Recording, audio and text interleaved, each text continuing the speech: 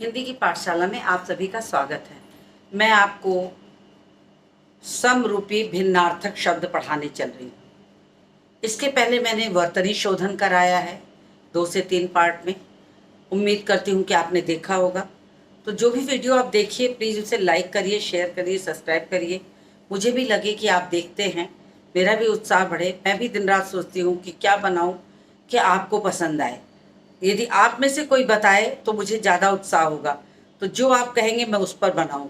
लेकिन मुझे जो कठिनाई के स्तर पर लगता है कि चीज़ें समझाना ज़रूरी है वो मैं ले लेती हूँ। आज मैंने सोचा कि समरूपी भिन्नार्थक शब्द है। समरूपी भिन्नार्थक,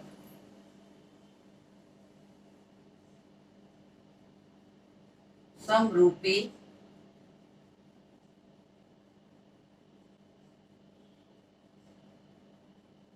भिन्नार्थक। देखिए इसमें कितने शब्द। समरूपी, रूप में समान, रूप में समान, अर्थ में भिन्न। इसका मतलब क्या निकला? रूप में समान, अर्थ में भिन्न।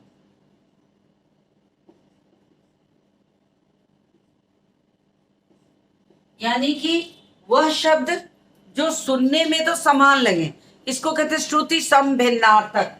इसको क्या कहते हैं? कहीं कहीं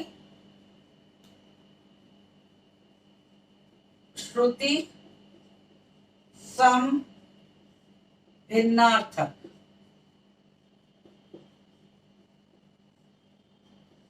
श्रुति सम भिन्नार्थक, श्रुति मतलब तो सुनना, सुनने में समान, अर्थ में भिन्न। जो सुनने में समान लगे और अर्थ में भिन्न लगे उसे हम कहते हैं श्रुति सम भिन्नार्थक। यानी श्रुति सम भिन्नार्थक शब्द क्या है? समरूपी भिन्नार्थक या श्रुति सम भिन्नार्थक शब्द क्या है? जो सुनने में समान लगे शब्द और अर्थ में भिन्न हो। जैसे मैं एक उदाहरण देती हूँ। एक शब्द देखिए कितना छोटा अंतर होता है, कितना छोटे से अंतर में अंतर समझ में आने लगता है।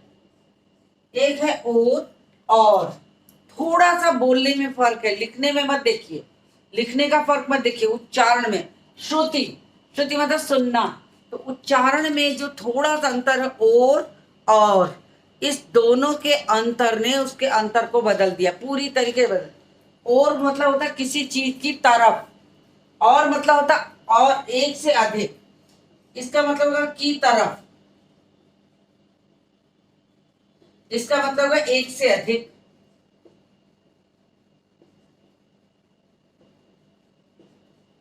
यानी जहां एक से अधिक चीज की बात है वहां राम और श्याम, यानी राम से एक और अधिक है, श्याम भी है।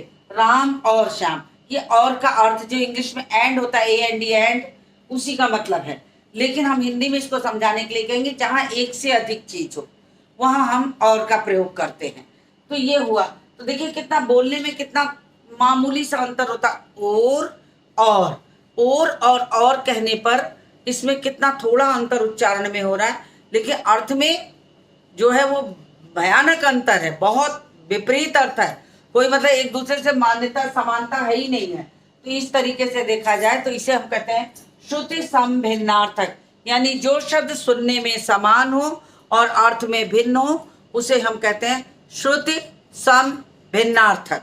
तो आप श्रुति सम भिन्नार्थक किसे कहते हैं वो आप समझ गए होंगे। तो मैं इसको एक परिभाषा के रूप में भी लिख देती हूं। जब शब्दों का भेद पढ़ाया था तो मैंने ये बताया था, तो आपको याद होगा जो शब्द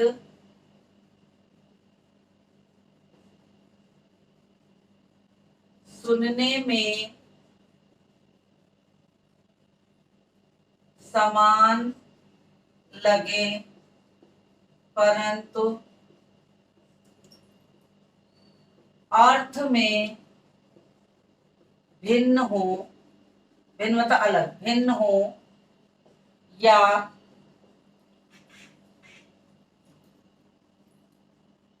अलग हो उसे श्रुति सम भिन्नार्थक शब्द कहते हैं। तो ये हो गया इसकी परिभाषा। अगर आपको कभी जरूरत हो, समझना हो कि क्या होता है श्रुति संभिन्नार्थक, तो इसको आप नोट कर सकते हैं या रख सकते हैं या समझ सकते हैं। दोनों आपके ऊपर डिपेंड करता है कि आप उसे कैसे समझना चाहते हैं। उसे समझना चाहते हैं या आप उसे अच्छी तरीके से याद कर लेना चाहते हैं, या समझने पर याद हो जाए तो कोई आवश्यकता नहीं है कि आप उसमें बहुत ज़्यादा दिमाग लगाइए। अब मैं उदाहरण दूंगी और दोनों के अर्थ भी बताऊंगी। इस श्रुति संभिन्नार्थक के उदाहरण देती चलूंगी और अर्थ बताऊंगी। तो वर्तनी में जो थोड़े समान लगेंगे, तो सबसे पहले वर्तनी में समान जो लगेंगे उसी तरह से और और। अब और का तो मैंने बता ही दिया, तरफ। और का मतलब तथा से ले सकते हैं, एक से अधिक जाओ, तो एक से अधिक का मतलब जाओ।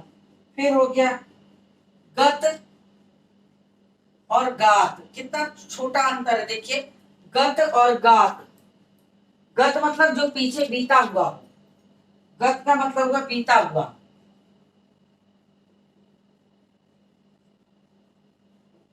और गात मतलब शरीर। दोनों के अर्थ में जमीन आसमान का अंतर है। दोनों के अर्थ में जमीन आसमान का अंतर है। परंतु देखिए, गत और गात एक छोटी सी मात्रा है, उच्चारण में थोड़ा सा अंतर है, लिखने में तो अंतर है, मात्रा लगी है, लेकिन बोलने में तो, सुनने में आपको बहुत थोड़ा अंतर होगा, और जमीन आसमान का अर्थ में अंतर है। तो आप ध्यान देंगे तो आपको समझ में आ जाएगा, गत और गात। फिर शब्द आ गया है दम और दाम। देखिए, दम और दाम, जरा सा मात्रा का अंतर है। दम और दाम में जरा सा मात्रा का अंतर है, लेकिन कितना फर्क है। दम का मतलब हो गया बल, ताकत, और दाम का मतलब हो गया मूल्य। तो दोनों में कितना अधिक अंतर है। फिर दश और दशा। दश और दशा। दश का मतलब तो 10 से है, जो गिनती के 10 होते हैं उससे है। तो 10 और दशा का मतलब होता है हालत।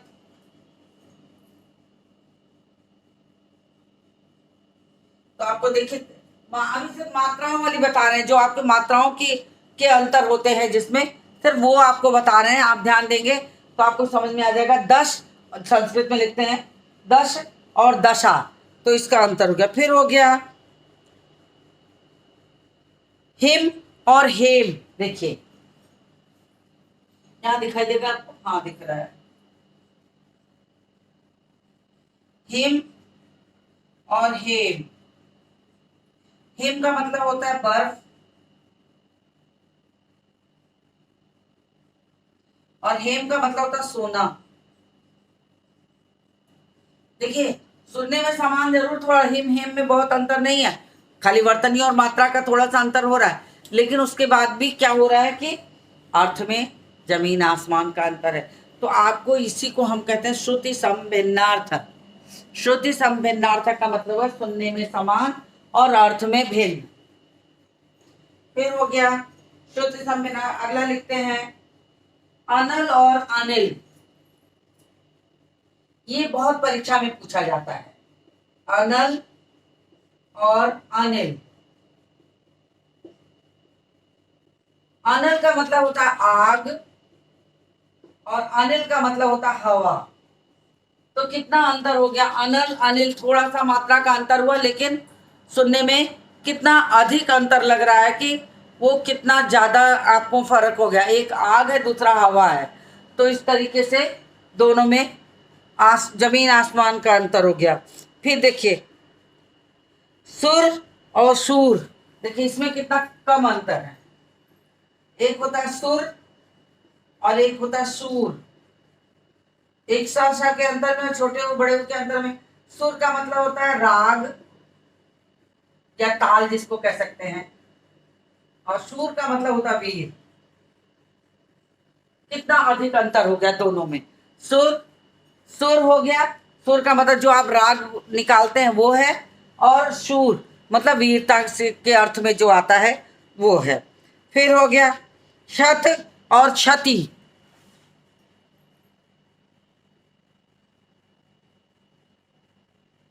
शत, देखिए आप नोट करना चाहें तो नोट करते चलिए।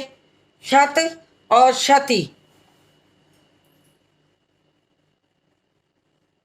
क्षति का मतलब होता है हानि, और शत का मतलब होता है घायल, क्षत विशत। तो हानि और घायल, तो ये दो शब्द देखिए। अब देखिए बिल्कुल कॉमन सा बता रहे हैं कभी। द्वार, द्वार और द्वारा, एक मात्रा बढ़ी, कितना अंतर हो गया। द्वार का मतलब होता है दरवाजा, द्वारा मतलब से, मतलब किसी के द्वारा, किसी के से।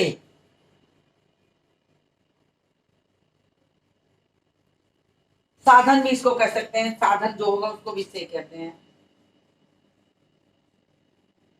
तो ये देखिए मैंने कुछ शब्द आपको बता दिए, और कुछ अभी और बताऊंगी जो बहुत कॉमन भी है, परीक्षाओं में पूछे भी जाते हैं, और किसका अर्थ कौन सा होता है ये समझने के लिए आपको अभ्यास की जरूरत होगी। तो आज मैंने सम श्रुति भिन्नार्थक आपको बताया है, और इसके कल के वीडियो में मैं इसको थोड़ा सा कंटिन्यू करूंगी, फिर 2 वीडियो में खत्म कर दूंगी। तो उम्मीद करती हूँ कि आपको पसंद आया होगा। आप उसे लाइक करिए, शेयर करिए, सब्सक्राइब करिए, लेकिन व्याकरण पढ़ने में मन लगाइए, लोगों को प्रेरित करिए, और साथ ही साथ मेरे साथ बने रहिए, मेरा भी उत्साह बढ़ाइए। तो उम्मीद करती हूँ कि आप मेरे साथ हमेशा बने रहेंगे। तो इसी के साथ इस वीडियो को समाप्त करती हूँ, और मिलती हूँ इसके अगले पार्ट में, अगले वीडियो में।